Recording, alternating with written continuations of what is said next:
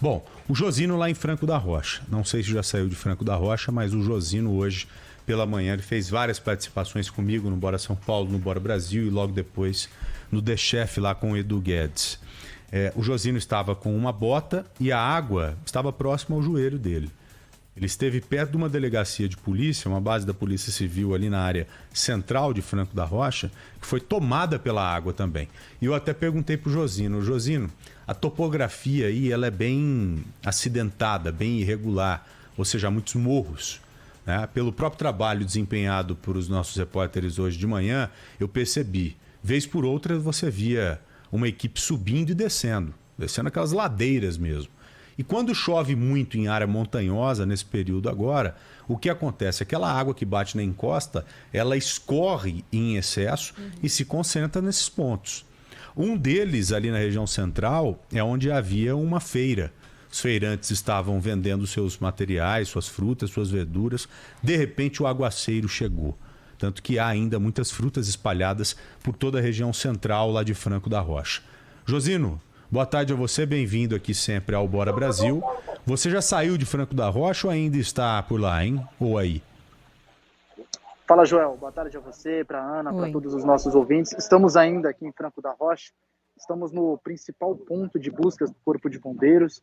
Buscas que foram suspensas agora há pouco, porque houve um princípio de deslizamento de terra, então todo mundo ficou em atenção. É um morro muito alto, onde houve esse deslizamento. Ontem de manhã, 5 pessoas morreram aqui em Franco da Rocha, nesse local. Outras 10 estão desaparecidas. Essa é uma informação importante.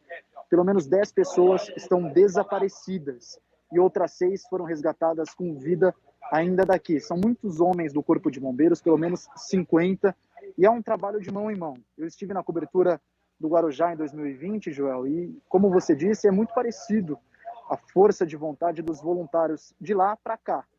Aqui é balde passando de mão em mão, uma água, um lanche, um suco, um tentando ajudar o outro, um capacete, uma capa de chuva, para que todo mundo esteja mobilizado e concentrado nas buscas na procura por pessoas com vida. Nesse momento, cachorros, cães farejadores do Corpo de Bombeiros estão trabalhando, já sentiram o cheiro de algumas pessoas pela roupa e estão caçando aqui em meio aos escombros. É muita lama, o solo está encharcado, então fica muito difícil também o trabalho de todo mundo, mas a comunidade toda aqui de Franco da Rocha, do Jardim Paulista, na rua São Carlos, onde houve esse deslizamento, a comunidade toda está empenhada, um está ajudando o outro, isso é muito bonito de ver, são cenas de solidariedade, todo mundo empenhado na procura por pessoas com vida. Eram 15 casas aqui, João, 15 casas que acabaram sendo soterradas pelo deslizamento de terra. O Corpo de Bombeiros trabalha com 15 pessoas que estavam aqui, moradores dizem que é um número ainda maior. Como foi durante a madrugada, por volta de 4 da manhã, entre 4 e 6 horas, tinha muita gente que estava em casa e estava dormindo. Foi pega de surpresa com a lama invadindo as paredes, a casa das pessoas. Tinha uma viela bem em frente, onde a gente fala aqui agora, uma viela que nessa viela tinham mais de 8 casas e tinham muitas crianças. Até agora, 5 corpos foram encontrados. Em alguns momentos, os homens do Corpo de Bombeiros apitam. Quando apita, significa que possivelmente encontraram alguém. E aí todo mundo fica em silêncio, seja da imprensa, os voluntários do Corpo de Bombeiros. Depois que eles apitam novamente, significa que era um alarme falso. E aí voltam os trabalhos. Trabalhos que não param. Nesse momento voltou a chover aqui em Franco da Rocha, o que dificulta ainda mais as buscas e todo o trabalho. À medida que o tempo vai passando, diminui um pouco as chances de encontrar pessoas vivas.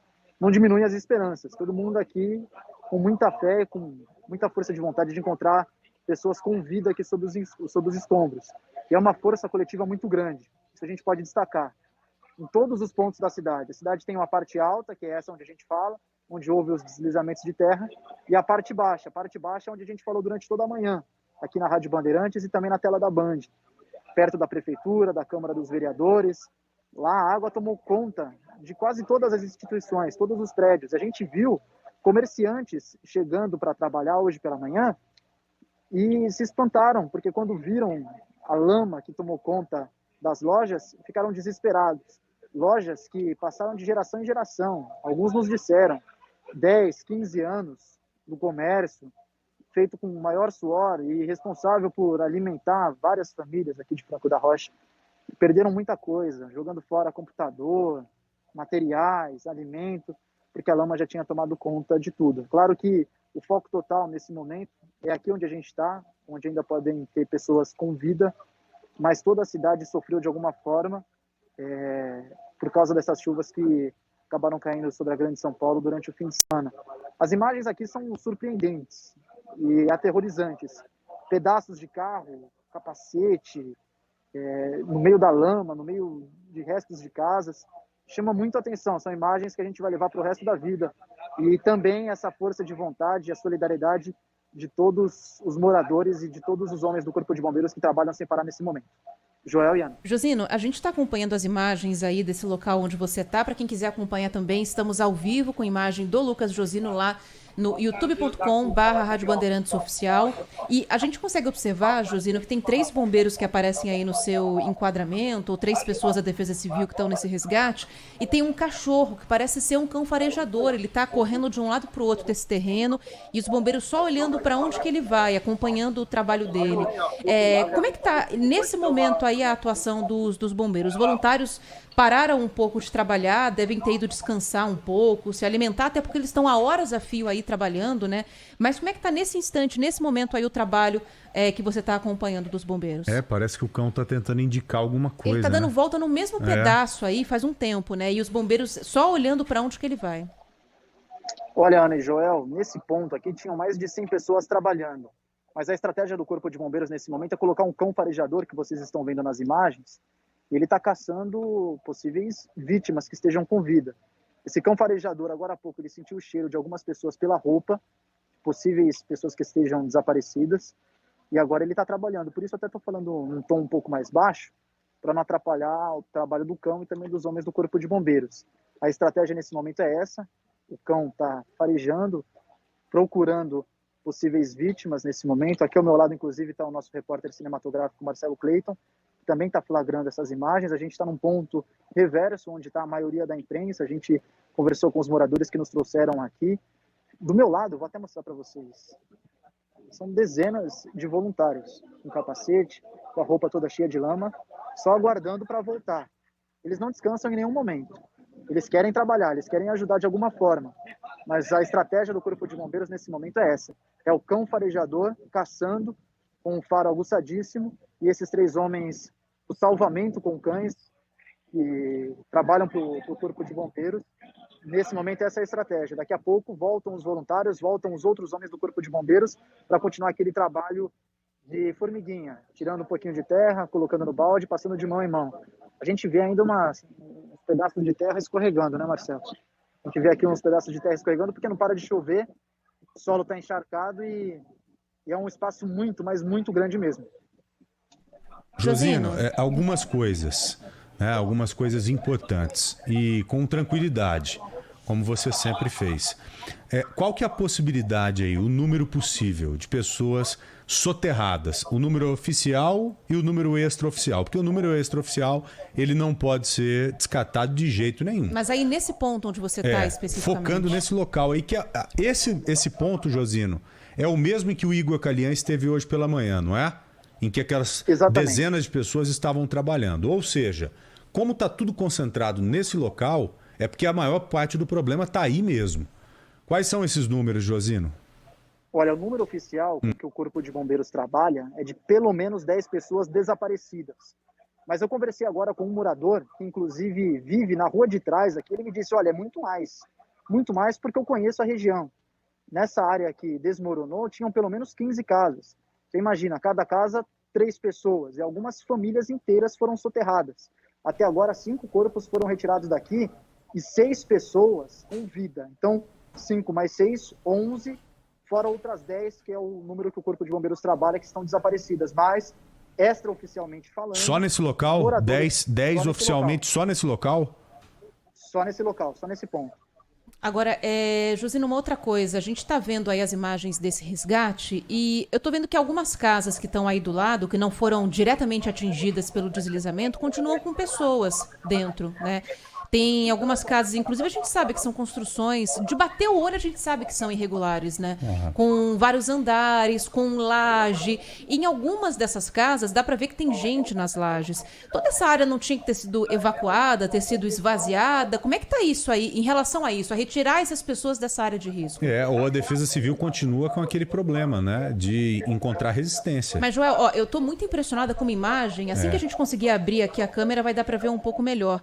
Porque tem pro lado esquerdo do vídeo, não sei se dá para empurrar um pouquinho a câmera para lá, Josino, mas assim, tem uma lá, atrás de você, tem uma laje que tá cheia de roupa pendurada, essa tá vazia. Agora, para a esquerda, tem uma laje, se não me engano, tem até um escudo ali do São Paulo, algo do tipo. Corinthians, do Corinthians, eu vi.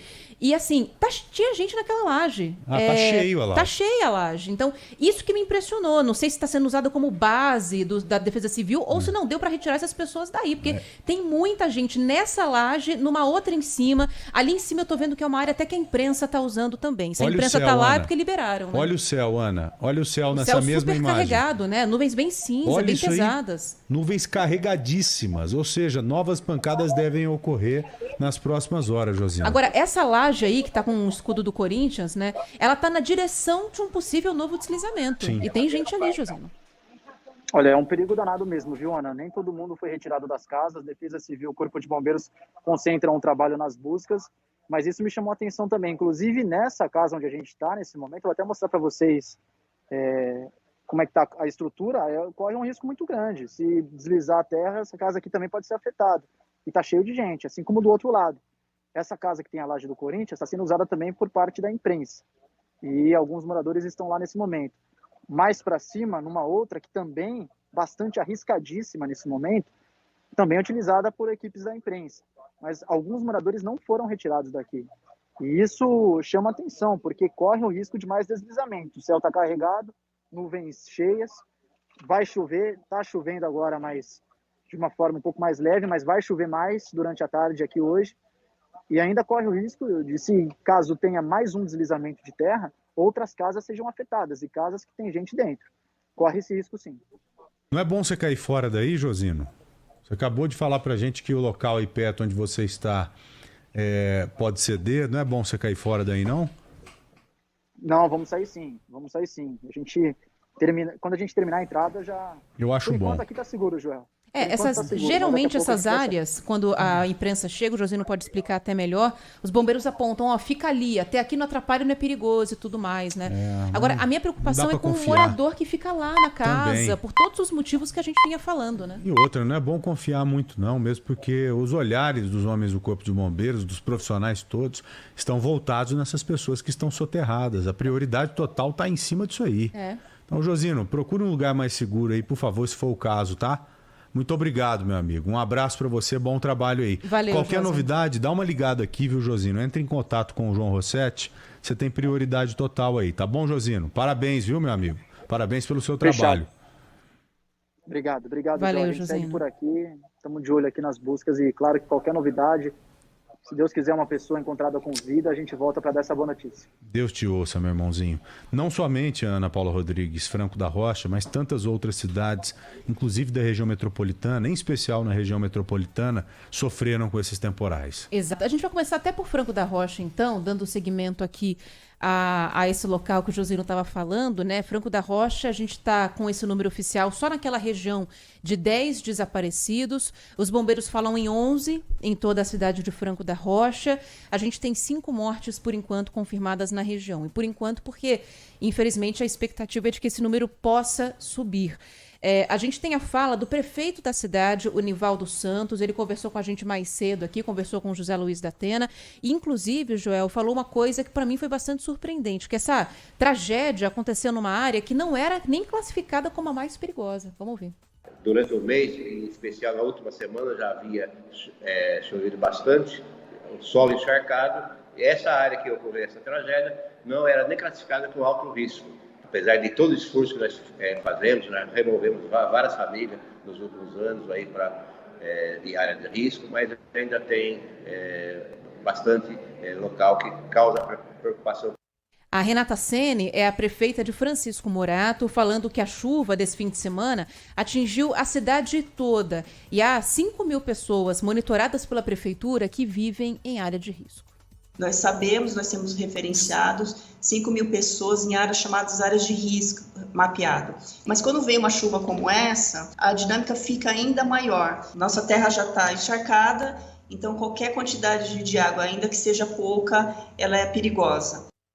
Bom, Várzea Paulista, a gente tem até agora, Joel, o registro de 5 mortes. O balanço que a gente tem é o seguinte: uma morte em Itapevi, uma morte em Arujá, uma morte em Jaú, uma morte em Ribeirão Preto. Francisco Morato com 4 mortes, Embu com 3 mortes, Franco da Rocha e Várzea Paulista com 5 mortes cada uma. Por enquanto, o número oficial é de 21 pessoas que perderam a vida. Lá em Várzea Paulista tem um problema a mais, inclusive. O coordenador da Defesa Civil da cidade fala que não há desaparecidos, mas eles estão em alerta porque há um reservatório que fica entre Mairiporã e Franco da Rocha que pode extravasar e atingir a região. O coordenador da Defesa Civil da cidade, o Cristiano Vargas, é quem fala sobre isso. Existe até uma notícia de uma abertura de comporta ali na região de Mairiporã, pode acontecer a qualquer momento, por isso nós também estamos monitorando isso, que isso, querendo ou não, acaba afetando o nosso lado aqui também.